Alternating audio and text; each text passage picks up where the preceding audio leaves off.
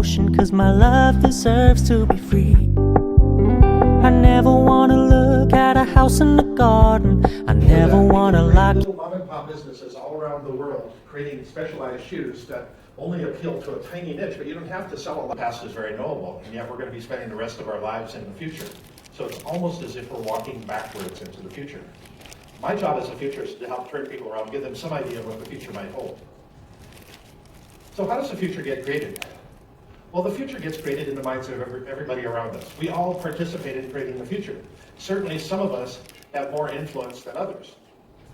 But people make decisions today based on their understanding of what the future holds. So I use this phrase quite a bit. The future creates the present. Now this is just the opposite of what most people think. Most people think what we're doing today is somehow going to create the future. But from a little different perspective, it's these images of the future that we have in our head determine our actions today. So here's the key thing. If we change somebody's vision of the future, we change the way they make decisions today. Now that's my promise to you. That's my promise to every audience. I'm going to change your vision of the future, and as a result, you will walk out of here making different decisions. So hopefully we can accomplish that. I get asked if I have a crystal ball. Yes, I do have a crystal ball. It was sitting around at home, and my wife says, why don't you just take this to the office? It's just collecting dust. So reluctantly, I took my crystal ball, I put it in the car, and I was no more than about 4 or 5 minutes down the road, and I looked over and I saw that my crystal ball had started a fire on the seat next to me. Now, a crystal ball is also a giant lens. With the sun shining in, it concentrates that and it turned it into this little science experiment happening on the seat next to me. Luckily, I was able to put out the fire, and it didn't cause any serious damage.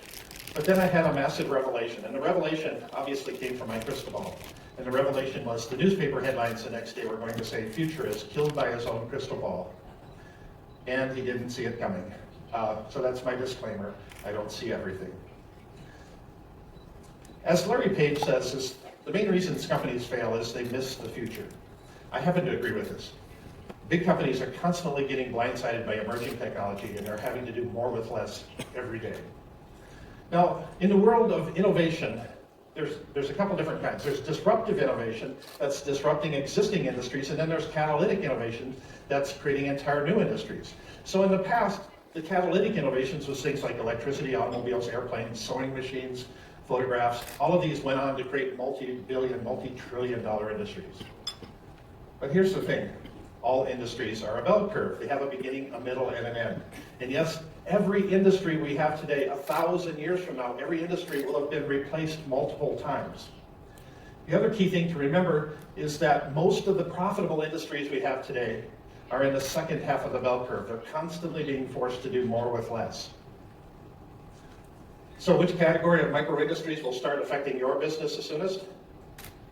Look around the corner. You should be looking over your shoulder because they're out there. They're starting up everywhere. In 2012, I gave a TEDx talk in Istanbul, and I was made the prediction that by 2030, over 2 billion jobs will disappear. Now, I get quoted on this in newspapers, magazines, TV stations, literally all over the world. This was never intended to be a doom or gloom statement. It was never intended to say that we're going to have 2 billion people unemployed in the world. It was intended to be a wake-up call. It was intended to say that we need to create new jobs at a faster rate than ever before. This is what I refer to as the level problem. Now, most of us have this tool in our house. We use it to hang pictures straight on the wall. We use it to do carpentry work. But once we download a level app on our phone, then suddenly a lot of us don't need to buy this tool. That means we don't need to make as many aluminum frames. We don't have to have as many glass bulbs. We don't have to have as many people doing the assembly work, the shipping, the receiving, the retail stores that are handling this. Every time we download a mobile app, we're eliminating a piece of a job. It's a very, very tiny piece of a job. But once we start downloading billions upon billions of mobile apps, we're eliminating lots of jobs. The next year, in 2013, Oxford researchers looked at over 700 different occupations, and they concluded that machines are going to take over 47% of today's jobs. Coincidentally, that works out to right around 2 billion. So thank you, Oxford, that was nice. But that's not the whole story. We're not automating entire jobs out of existence, we're automating tasks out of existence. If somebody is a meter reader, somebody that reads water meters or electric meters, the job involves much more than just going out and physically reading the meters. But once we can send that information in wirelessly, then the people don't have to physically go out and do that job. So the job itself gets redefined, and naturally it can be done with fewer people, but the job itself doesn't completely go away. We have it in our heads that it's us versus them. It's us versus the robots, it's us versus AI, when it's actually us with them. It's much more sophisticated than that. This is an exoskeleton this gentleman has on, and he's able to perform 3 times as much work in the average day with this mechanical device on as if somebody without it. So on one hand, we're eliminating jobs, the other hand, we're freeing up human capital. But just because our jobs go away doesn't mean we've eliminated work to do. That's fairly preposterous. Just there will never be an end to all the work that needs to be done. So as long as we have problems in the world, we will always have work to do. So we can now think faster, know faster, and do faster than ever before in history. So emerging technology is going to create this new flurry of startup activity. We're going to see startups come out of the woodwork, and I actually think we're moving into an era of super employment. I think we're going to have more jobs than we know what to do with. It's just that we won't have regular jobs. They're all going to be gigs. So people have to learn how to become freelancers.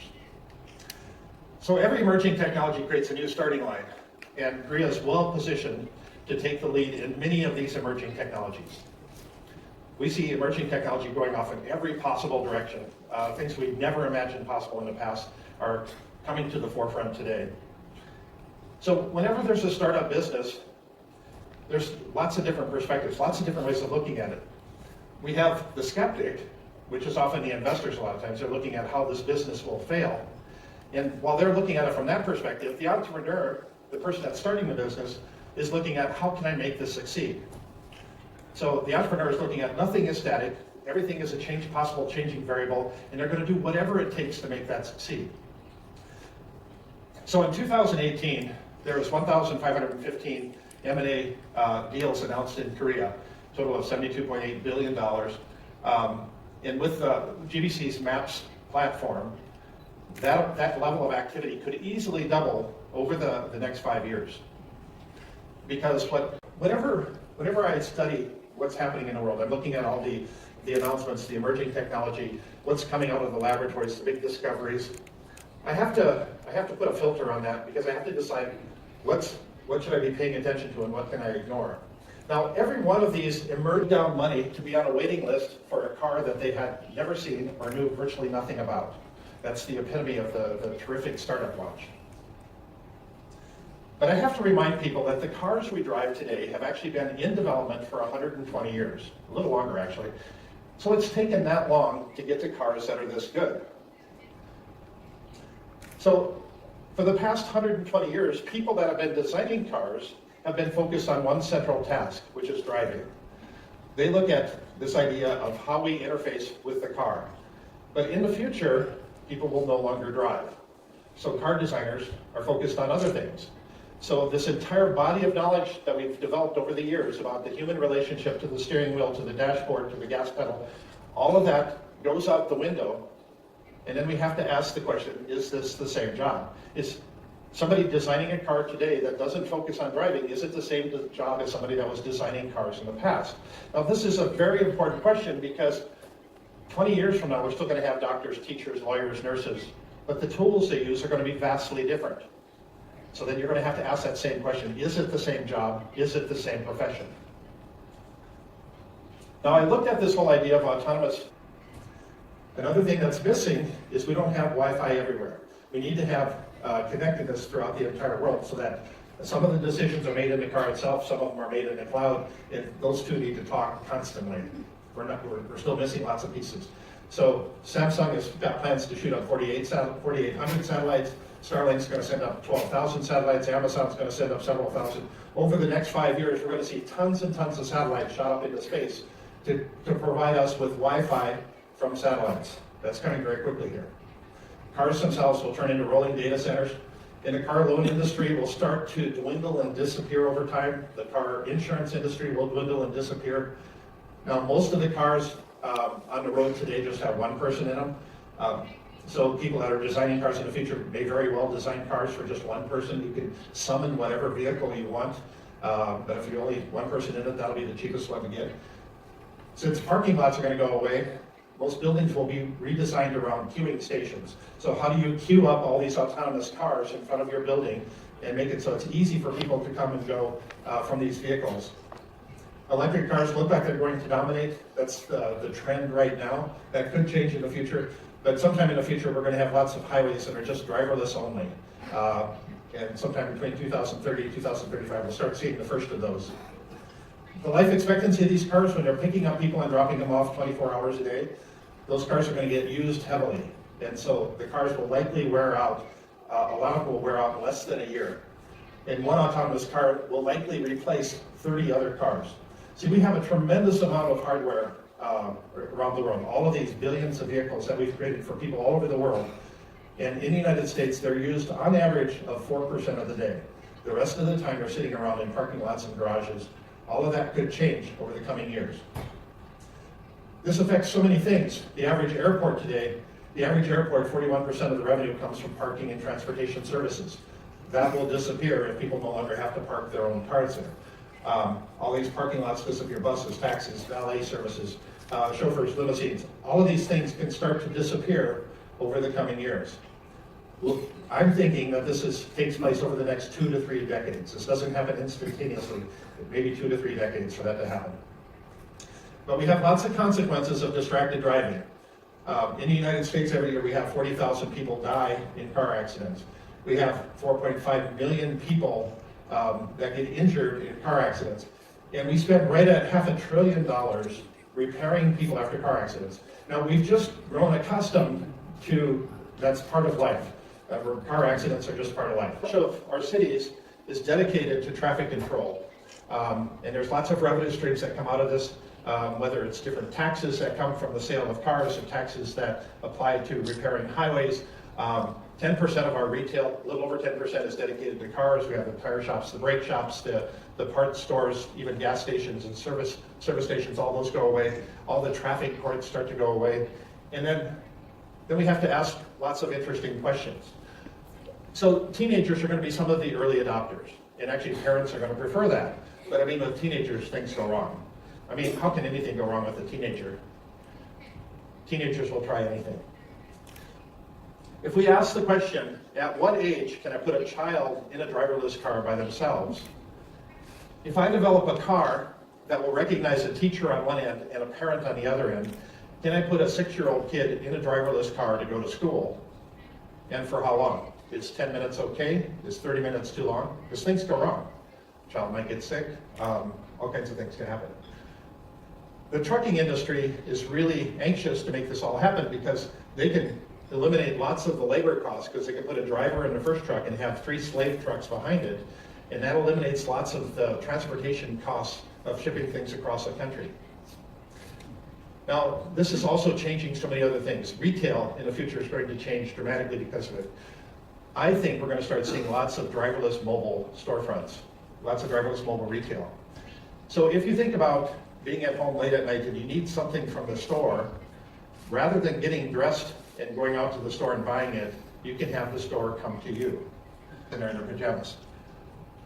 We're going to have driverless mobile businesses. We'll have offices where we drive around all day long. That's our changing environment. Some people will love that. Having a driverless conference meeting, going around the city, picking up people for the meeting. Coffee shops, retail stores with stuff inside the vehicles and retail stores with stuff outside the vehicles. And these are going to come in lots of interesting forms in the future. Would you buy a pie from the Prime Minister? Now, you can have a party, a celebration in remote locations. Anywhere you want, you can suddenly summon a robotic bar to come out there, and you can have a party, robotic dance floors and robotic bands to come out and play for that. And suddenly you can have a celebration in remote locations just spontaneously. The big difference is that today's retail stores spend an enormous amount of money to get the people to come to them. In the future, these mobile storefronts, anytime there's a gathering of people, they will go to where the people are.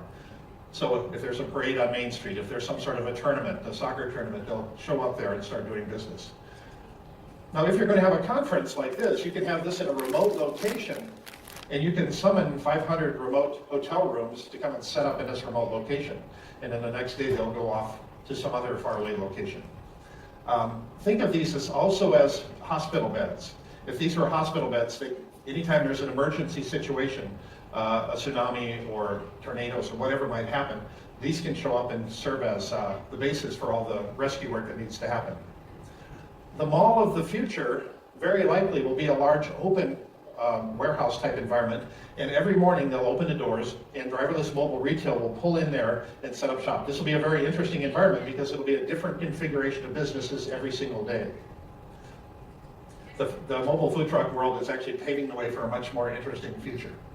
Now, my prediction is that driverless technology will be the most disruptive technology in all history. It'll be more disruptive than the invention of the wheel, the invention of electricity, or the car itself, because it will affect more people, largely because we have more people on planet Earth. It'll affect more people in a shorter period of time than anything in all history. At the same time, this is going to open the door for tons of micro businesses, micro industries. And whether it's driverless delivery services, retail storefronts, medical services, gaming salons, it'll be much more than that. This will be one of the core technologies that's going to enable us to invent all kinds of things. And that's where GVC Korea comes into play, because there's going to be lots of merger activity that happens as a result of this. So the type of jobs that we're going to have in the future from this are going to go all over in all kinds of directions. Delivery dispatchers, traffic monitoring systems, planners, designers, operators, automated traffic architects and engineers, driverless ride experience designers, driverless operating system engineers, emergency crews for when things go wrong. And yes, things are still going to go wrong. Lots of things will go wrong.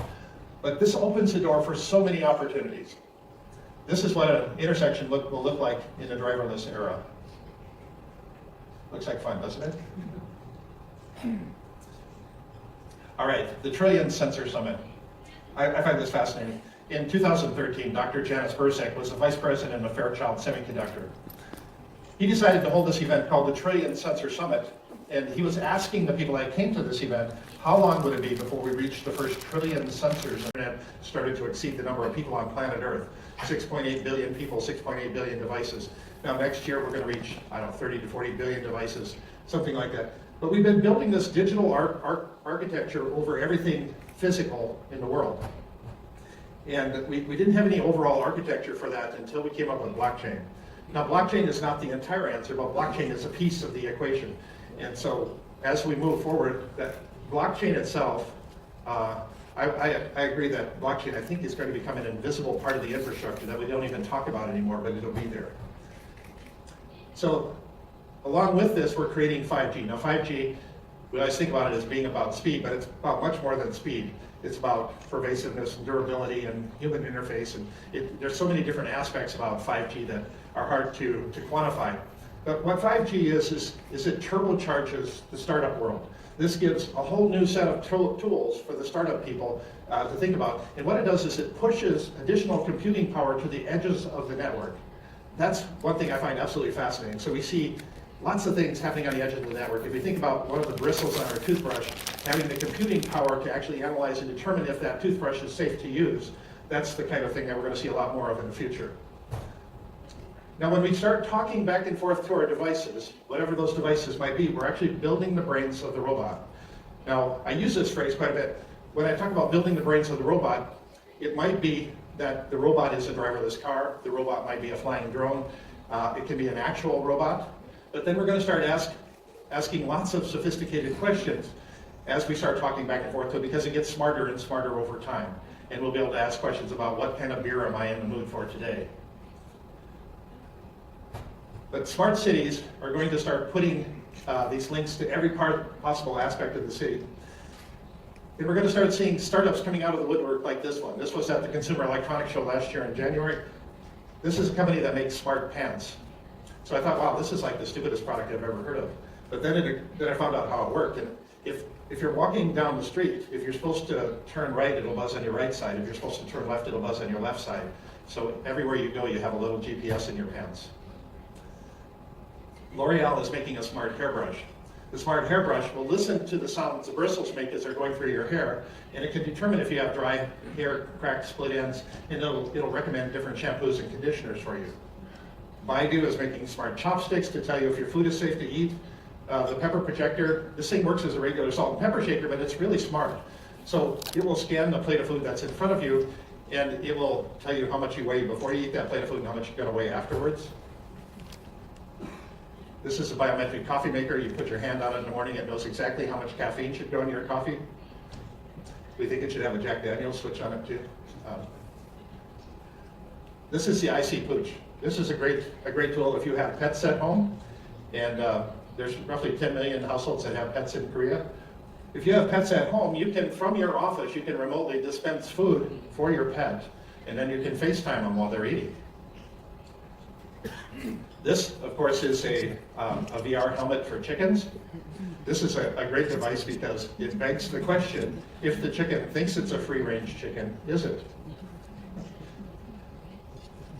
So my prediction is that the Internet of Things, 10% of the world's population will be wearing clothing connected to the Internet by 2024, and that this is going to open the door for tons of micro-industries, smarter jobs too. Sensor inventors, designers and engineers, lifestyle optimizers, data stream organizers, failure point assessors, data transmission optimizers, systems anthropologists, and data actuaries.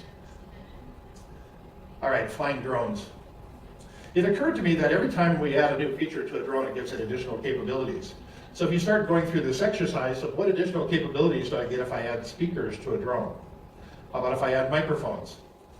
How about if I add infrared filters or sensors to a drone? What additional capabilities do I get if I add robotic arms to a drone?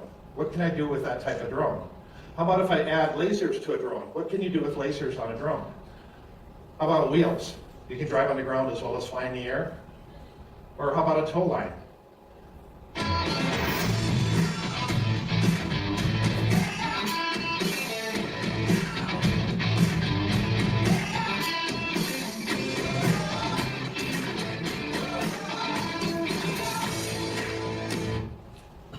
And we're going to have lots of crank drones out there to play pranks with. Emergency rescue drones. So we have the ability today to eliminate forest fires completely. Now, a fire is very easy to put out when it's this big, but once it turns into a huge blaze, then it's a big problem. So we can have drones flying overhead scanning for any hot spots, and as soon as it finds a hot spot, then it can send in a fire extinguisher drone to put it out. And incidentally, in the future, we'll be using sound waves to put out fires. Anytime somebody makes an emergency call to a city, the first response to the city is going to be to send up a drone to get eyes on it. They want to see what they're looking at to formulate a response. So up in the mountains, whenever there's an avalanche and somebody gets caught in an avalanche, rather than putting people in harm's way, we'll send up drones to help find those people. News organizations are going to be very active to try to be the first ones on location to get live footage of any incident that's happening in a city. Emergency beer drones, we all need those. Agriculture is going to be one of the early adopters for drones. We can monitor crops that are on the other side of the world. We can apply herbicides, pesticides. We can use drones that scan every field and map out everything from where the bugs and insects are to the amount of moisture that's in the field. We can monitor livestock from long ways away. We can check to see if there's birds that are eating our crop. With all of this work, we're getting highly analytical on how we look at every field, and then the farmers can then just visually scan a field and they can get a really good understanding of what's happening to their crops in that field. So all of this information is coming out of the woodwork, and this is going to create tons of opportunity for people that want to start businesses. We're moving into the autonomous tractor, autonomous vehicles. This is one that's a speculated vehicle for farms. I don't think it really works.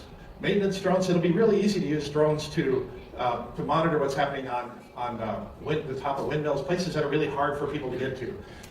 Power lines, dangerous places. We can do thermal scans on buildings very easy. Structural integrity. We can look at construction projects going on a long ways away and monitor how quickly they're progressing. Emergency medical situations. If somebody has a heart attack on a golf course, it's usually hard to get emergency services out there, but we can fly in a drone and we can actually use a defibrillator drone to shock that person back to health. If there's a fire or a disaster on a highway, a crowded highway, rather than try to get an ambulance there, we can fly in a drone ambulance. And these drone ambulances, they're being worked on today. They're really close, but we're not quite ready for prime time just yet, but very soon. So we're quickly moving from one-off drones, it's more of a hobbyist era today, to more of fleets of drones. And these fleets of drones are going to spring up so that every police department will have its own fleet of drones. Every city will have its own fleet of drones. Every college campus, news organization, sports teams, national parks, power plants, All of these will have their own fleets of drones. And this will give rise to drone command centers, because we have to manage all these drones. And so how do we do that? And what's the future drone command center going to look like? And what skills do you need to operate inside of a drone command center? That still remains to be seen. This is actually a swarm of 800 drones that was created recently. This flew at an air show, I think it was in Amsterdam or England. But in just a couple years, this 800 will be magnified up to 10,000. So if we assume that there will be 50,000 drones flying over every major city in the world sometime in the future, and I think that day is coming sooner than later, then what is the role and responsibility for the city to manage it? And then what are the legal privacy barriers that we need to pay attention to? Who has the right to shoot a drone out of the air? I mean, can you just shoot a drone out of the air? More importantly, when do we have an obligation to shoot a drone out of the air? If it's causing trouble, if it's menacing. This happens to be a drone that's being used to burn trash off of a power line. But how do we know if it's burning trash off of a power line or trying to burn through the power line altogether, and who makes that decision? We haven't had any policy decisions on things like this. We're going to have lots of one-off situations that we need to contend with. Cities are going to employ fleets of drones, and over time, we're going to be able to make digital models of the city based on their scanning of the buildings and the streets below. And these digital models are going to get better and better over time, much higher resolution. And this will enable us to create search engines for the physical world. Very soon, we'll be able to search on attributes that we had no clue that we'll be able to search on, but I want something that smells like this or tastes like this. I want something with this texture, with this level of reflectivity, with this harmonic vibration, with this specific gravity. Now, we don't have to know how the search engine is doing the search. All we have to know is that we're getting the right answer. We can then start asking search queries like, where is that dog with rabies right now in the city? What's the heaviest traffic intersection in the city today? How much damage did that tornado cause at City Hall yesterday? What's the worst infrastructure problem? What's the worst bridge we have in the city today? What needs the most attention? Now, drones are going to go off in so many different directions, thousands of directions, and this idea of drone taxis that will enable us to fly overhead, over the top of all of the heavy traffic on the ground, this is coming. There's several dozen companies that are working on this. I wanted to just show you one that Airbus is working on here.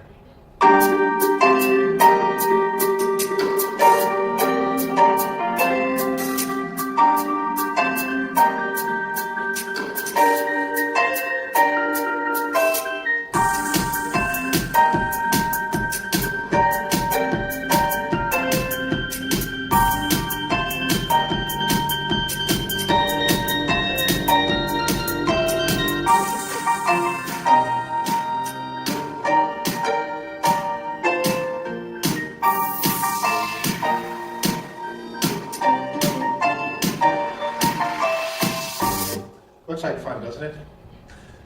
So once we're able to start flying across the city, the traffic will rapidly start increasing. And this will give rise to what I refer to as mini airports. Now, it's easy to think that we can have just a drone take off in any street, in any location, but the reality is it's going to be very difficult to manage all of the air traffic. And so there's going to be a requirement to create these mini airports, and these will show up around the city, and what they look like is going to vary from one city to the next. And it's going to make it so it's very convenient for us to travel across big metro areas. My prediction is that search engines for the physical world are going to be common in less than 10 years, 2028, and that we're going to reach the first billion drones in the world in 2030 to 2032 roughly. And that drone taxis will become a common form of transportation in 2030. And this is going to open the doors for tons of micro industries, drone agriculture scanners, drone maintenance companies, drone rescue services, taxi services, and just so much more. So if we ask this question, how dramatically will your life be affected by these technologies in the next 10 to 20 years? And I could have gone on with lots and lots more technologies to talk about this. But then some of the central questions that we start asking ourselves is, what jobs will they eliminate? What new jobs will they create? And then what new skills will be needed for the people that are going to be entering into this new world? Every problem creates an opportunity. And this is the golden age of opportunities.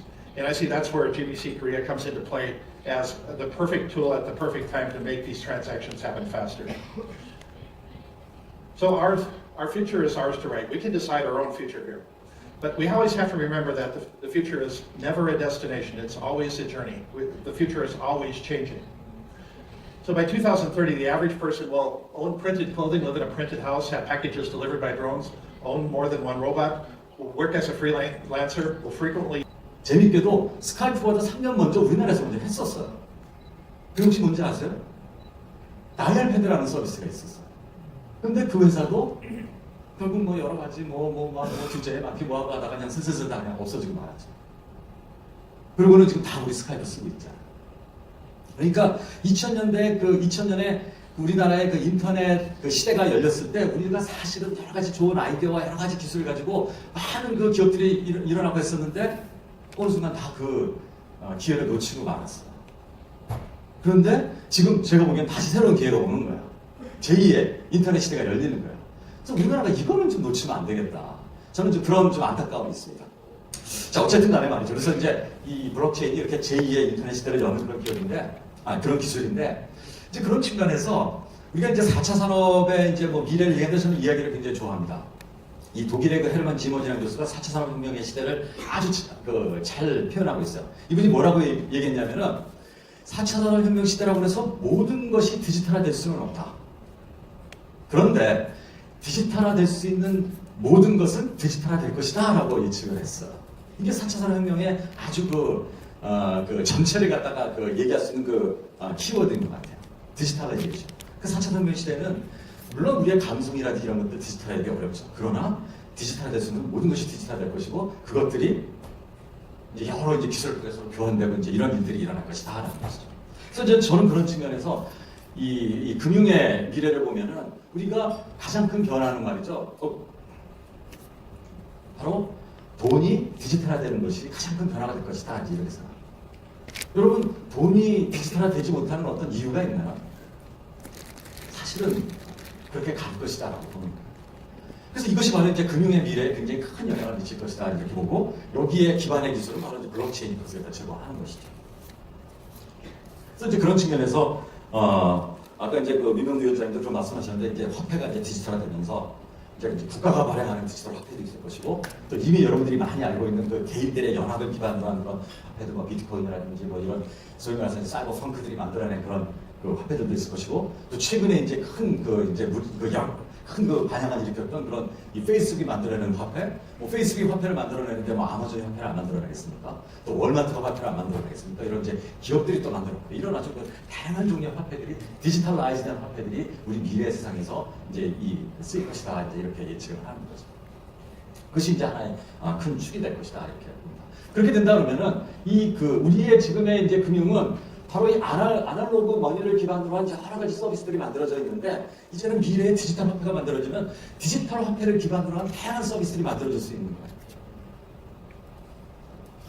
그래서 여러 가지 뭐 크립토 커런시를 보관해주는 서비스, 또 크립토 커런시 기반의 뭐 대출 서비스, 뭐 여러 가지 뭐 인슈런스, 여러 가지 새로 지금의 기존의 어떤 금융 서비스와는 다른 또 새로운 서비스들이 미래에 이제 일어날 것이고 이제 이런 것이 뭐 토큰 이코노미다 뭐 이런 이야기들을 이제 새로운 신산업들을 만들어낼 것이다라고 이제 기대를 합니다.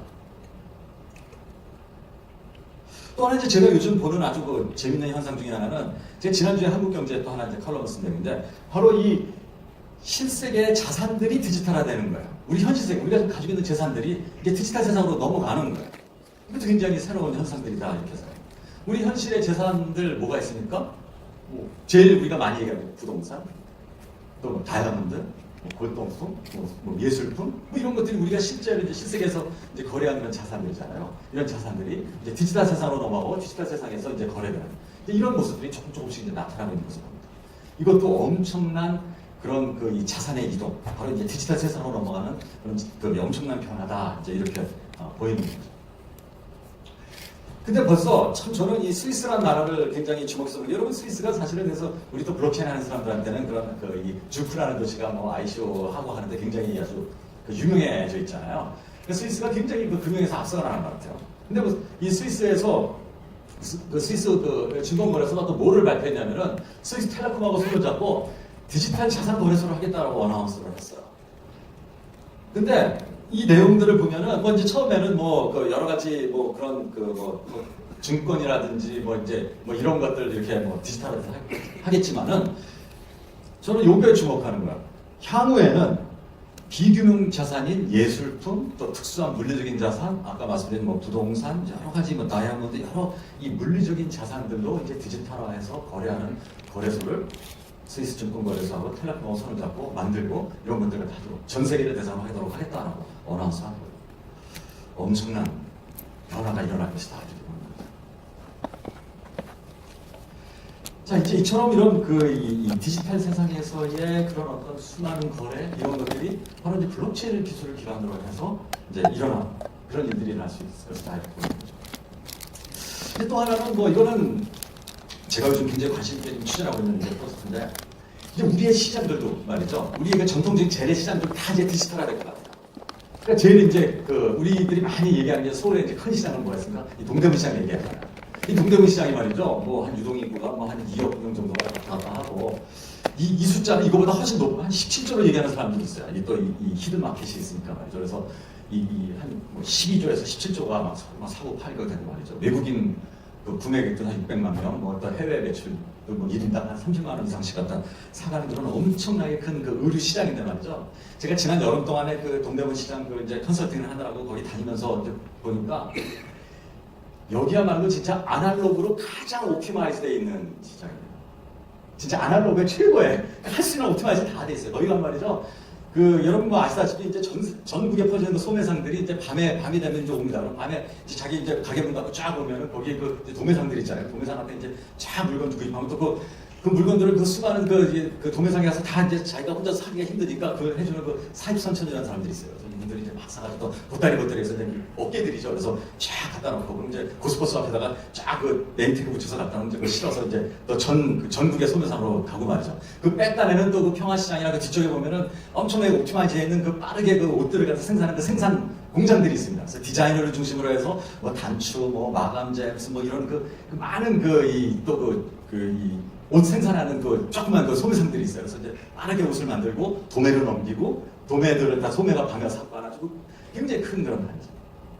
그런데 이제 이 동대문 시장도 미래 이제 디지털화 될 것이다 이렇게 제 눈에는 보이는 거예요. 이제 디지털 동대문이 나올 것이다. 그래서 지금은 말이죠. 이 디자이너들이 이 장비라는 걸 써줘요. 장비라는 게 영수증 같은 거. 그래서 야 이거 단추 300만 원어치 빨리 공급해주면 한 달에 줄게. 영수증 써주고 막 서로 아는 사람들이 막 이렇게 하잖아요. 그럼 이제 그것도 잊어버리기도 하고 막 이러면 굉장히 빠른 속도로 다른 제품 갖다 거기다 돌릴 수 있다. 코스트가 낮게 할 수가 있기 때문에 시간 제약도 없는 거죠. 그래서 바로 업무들 중에서 어떤 로얄티는 커스터머의 어떤 규모 경제 기반을 가진 그런 회사들은 바로 플랫폼으로 간다.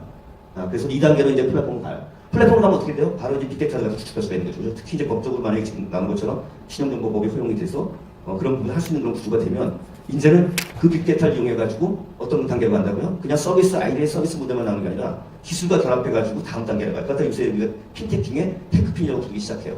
좀 더 테크놀로지 베이스된 어떤 그런 핀텍이라고 해가지고 그런 부분들이 나오기 시작합니다. 그래서 그게 이제 ABCD, IC가 다 활용하게 되는데 지금은 뭐 주로 빅데이터에서 AI로 가요. 저는 이제 블록체인 기반으로 또 많이 연결될 거라고 지금 보고 있어요.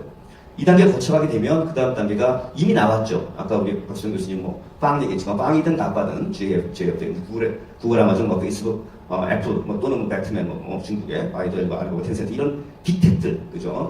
핀텍일 수도 있고 빅 테크놀로지 기반의 디지털 플랫폼 회사들이 출연을 하는 거예요. 이미 이제 글로벌이 나왔고 아쉽게도 우리나라는 지금 없지만 그런 부분들이 기대가 되는 거죠. 이런 식으로 가는 단계에서 금융이 다른 쪽하고 처음에 핀텍으로 디지털 혁신 시작을 해서 플랫폼으로 갔다가 테크핀 활용한 어떤 그런 기술 기반으로 연결되면서 다른 산업과 연결되기 시작하고 4단계 가게 되면 결국은 융합 단계 거쳐가지고 다른 모든 산업들과 어떤 새로운 비즈니스 모델이나 새로운 산업을 만들 가능성이 많다.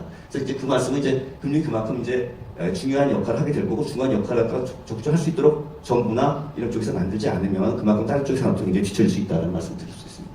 정부에서 좀 많이 국내에서 노력을 해서 퓨처 샌드박스 지금 작년 말에 저희가 이제 금융 혁신 지원 특별법을 갖다 만들고 그거에 근거해서 금년 4월부터 혁신 서비스, 금융 서비스가 지정하기 시작했고 지금 현재 68개예요. 내년 3월 말까지 1년 딱 지날 때까지 100개 만드는 게 지금 목표여서 저 센터도 지금 그걸 하고 있어가지고 힘듭니다. 힘든데 어쨌든 간에 이제 규제 프리 존에서 일단 2+2 정도 해갖고 지금 하고 있는데 저희가 지금 꼼꼼하게 규제 틀이 많은 데서는 굉장히 좋은 방법인 것 같아요. 이 규제 프리 존, 이 규제 샌드박스의 기본 필로소피는 뭐겠어요? CB예요, CB.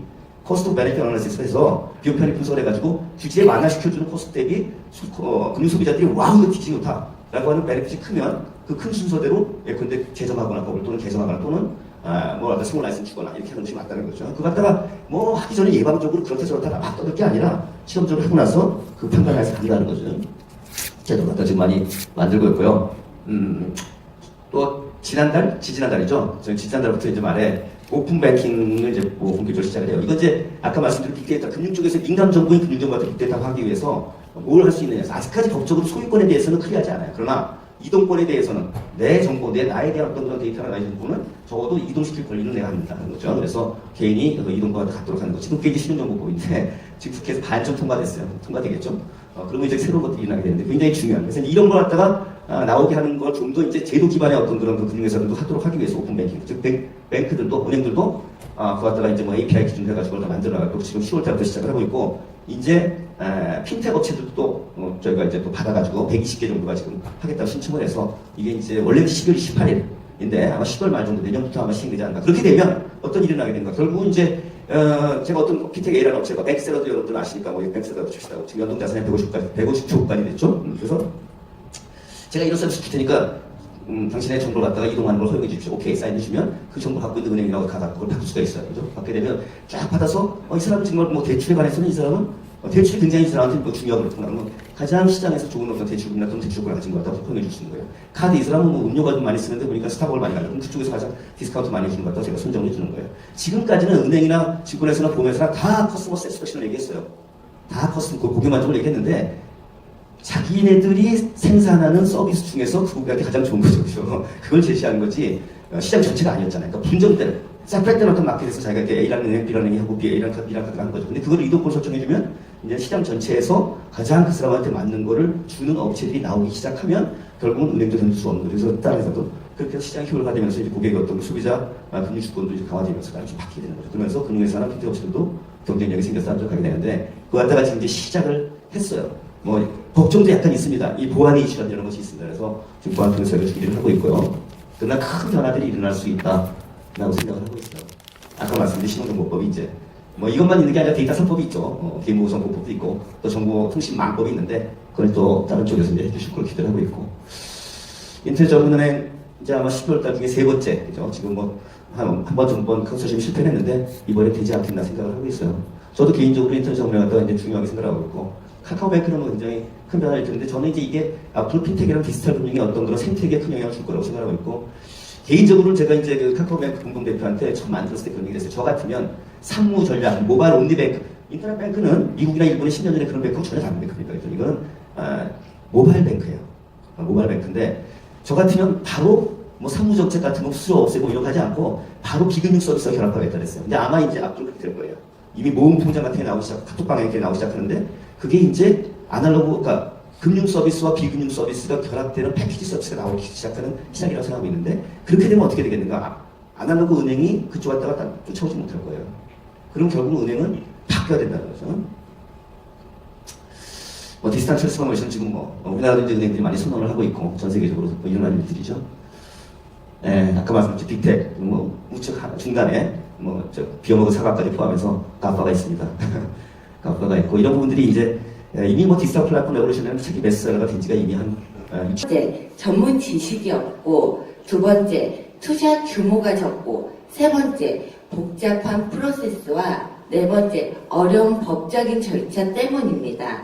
이것을 플랫폼화하여 효율적인 개입 처리로 기업의 비용 절감, 일반인들에게 쉽게 참여할 수 있는 프로세스를 누구나 참여 기회를 가질 수 있는 시장으로 만들게 되었습니다. 그것이 바로 맵 플랫폼입니다. 그럼 이제 맵이 어떻게 가능한지 확인해 보겠습니다.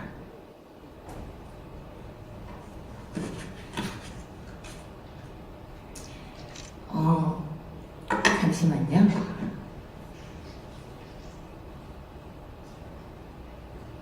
개인이 UCS를 웹 플랫폼 안에서 프로젝트를 선택할 수 있습니다. 이 프로젝트는 기업 인수를 주최하는 STC가 웹 안에 등록을 하게 되고요. 프로젝트에 참여가 성공이 되면 UCS를 SPC에게 전달합니다. SPC는 기업 인수 완료 후 인수 기업의 주식 가치에 상응하는 UCC를 발행하여 개인들에게 분배합니다. M&A 이후의 기업 상승에 따라 UCC 가치도 함께 상승합니다. 이 그림이 맵의 구조도이고요. 좀 더 간단하게 고객 입장에서 보시면 다음과 같습니다. SPC는 플랫폼을 통해 기업 인수를 진행할 수 있고 고객은 플랫폼을 통해 UCC의 가치 상승을 기대할 수 있습니다. 이제 맵 플랫폼에 실제로 사용해 보겠습니다.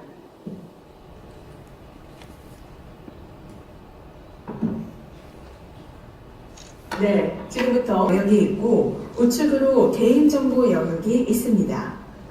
로그인 전에는 로그인과 회원 가입 버튼이 보여지고 배너 바로 아래에는 프로젝트 목록이 있습니다. 로그인 전에는 진행 기간과 목표 달성액, 발표일 정보만 확인이 가능하고 상세 보기 버튼은 활성화되지 않습니다.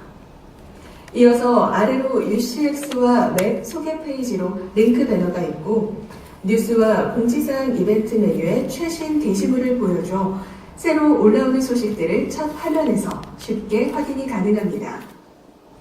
하단에는 서비스 이해를 돕기 위해 맵 이용 안내와 GBC 소개 파트너사 페이지로 이동되는 링크 배너가 있습니다. 이제 로그인을 실행해 보겠습니다. 로그인 전에 먼저 회원 가입을 진행해 주셔야 합니다. 회원 가입에 대한 설명은 맵 이용 안내 팜플렛이 준비되어 있으니 참고해 주시기 바랍니다. 전 회원 가입이 되어 있으니 이제 로그인을 해보겠습니다. 로그인 후 메인 화면입니다. 개인정보 영역에 참여 프로젝트 수와 지금 현재 나의 자산을 원화 가치로 환산해서 간략한 본인의 자산을 확인하실 수 있습니다. 그리고 로그인 이후에는 프로젝트 명이 공개되고 상세 보기 버튼이 활성화되어 있습니다. 해당 프로젝트의 상세 화면으로 이동합니다. 프로젝트 상세 화면입니다.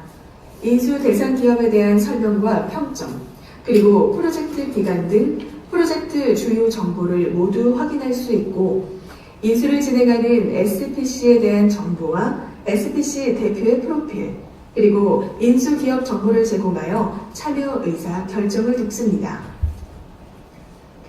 참여를 원하면 우측 참여하기 영역에서 참여하고 싶은 만큼의 UCX를 입력한 후 약관에 동의하고 참여 요청하기를 클릭합니다.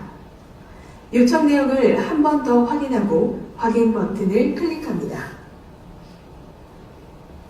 프로젝트에 참여했으니 나의 프로젝트 현황에서 참여한 부분의 프로젝트 현황을 확인하실 수 있습니다. 프로젝트에 성공을 하여서 참여한 UCX 수량에 따라 UCC가 참여자에게 분배됐습니다.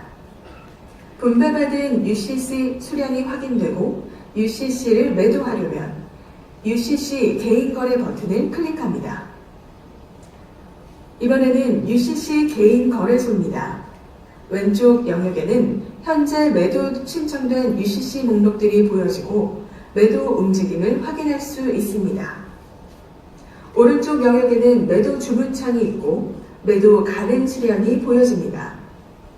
적용가 항목은 매도 시 적용되는 UCC 가격으로 UCC와 관련된 주식 종가에 영향을 받으며 매일 오후 4시에 갱신됩니다.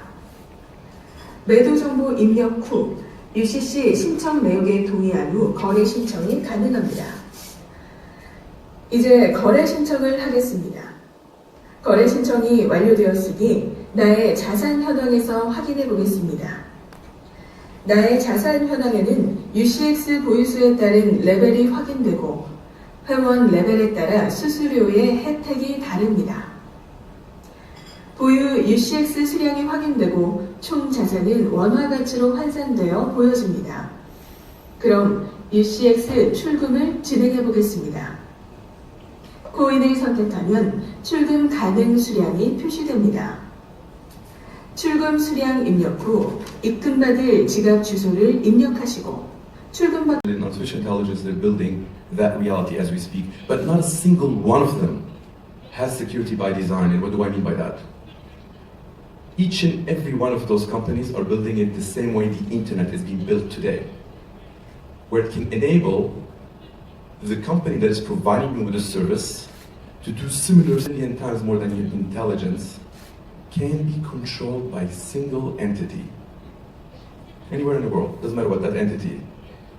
Would any one of you be comfortable taking the pill? Please raise a hand. I'm getting 1.33% comfortable taking that pill. Now imagine at the same time you have the ability to take a pill that not a single company can have control.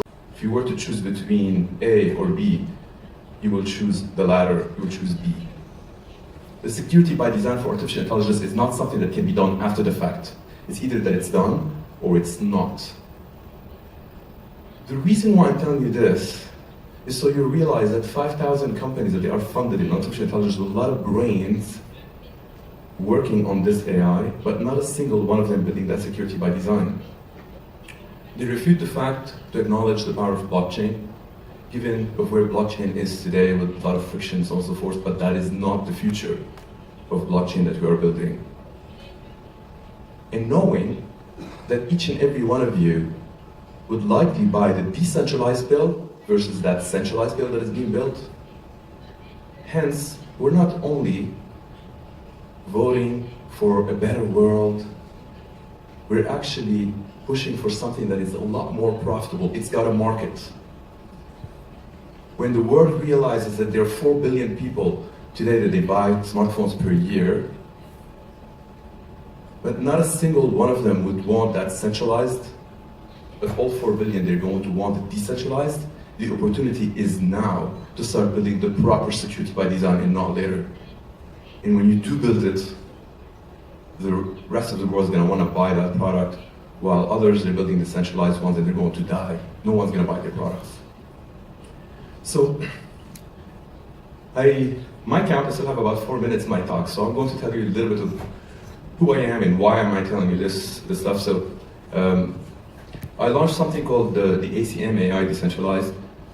ACM, how many of you are familiar with ACM? Raise a hand. All right, so ACM is the Association for Computing Machinery. It's the #1 computer science in the world. It's got over 100,000 members. And they elected me as the global chair for the practitioners board. But the conference committee started something called the AI Decentralized about 3 years ago. That initiative ended up getting about 300 companies to come in on board. Subsequently, I started something called the DAIA Foundation, the Decentralized AI Alliance. It's also like a not-for-profit thing. And most recently, there will be an announcement by the IEEE. IEEE is the Institute for Electrical and Electronic Engineers, 470,000 members. Many of those members are here in South Korea. And with the IEEE, they will be making the announcement that I'm taking over the global chair for AI standards. With that, there will be a lot of work being done in Korea, so I invite you all to look at some of the things that's going to be happening here.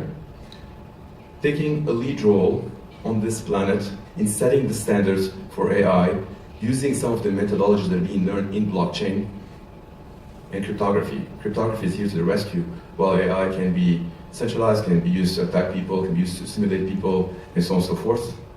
We can together work on making this world a better place and make it extremely profitable doing that, making a lot of money, making this world a better place. Thank you very much.